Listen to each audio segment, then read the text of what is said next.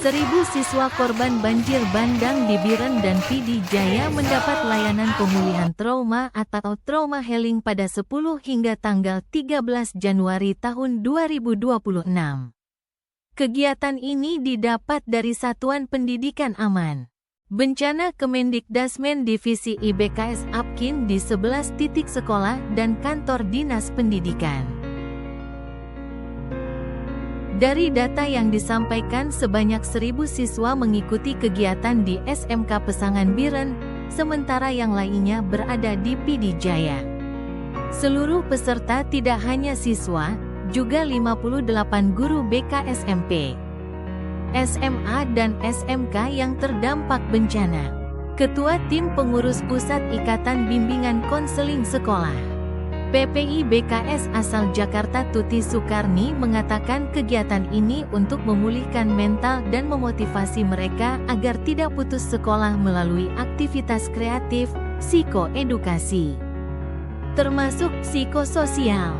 Suasana kembali bersemangat terlihat di mata warga sekolah yang sebelumnya diliput rasa cemas dan kepanikan akibat bencana.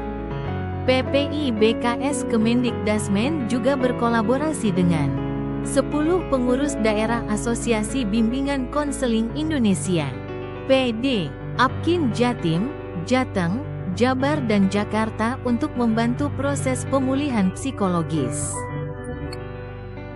Dari SD 14 Murah. Itu cukup sulit juga medan yang kami lalui, tapi alhamdulillah memang menjadi satu mereka katanya baru pertama kali bisa trauma healing, di mana itu adalah satu tujuan kami memulihkan trauma mereka, mental mereka, sehingga motivasi mereka untuk belajar tetap ada. Jangan sampai ada putus sekolah. Itu pesan dari Kementerian Pendidikan di Jakarta.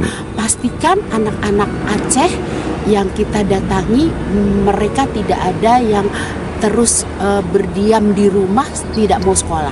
Nah, itu yang kita motivasi. Alhamdulillah Pak, luar biasa begitu kami selesai.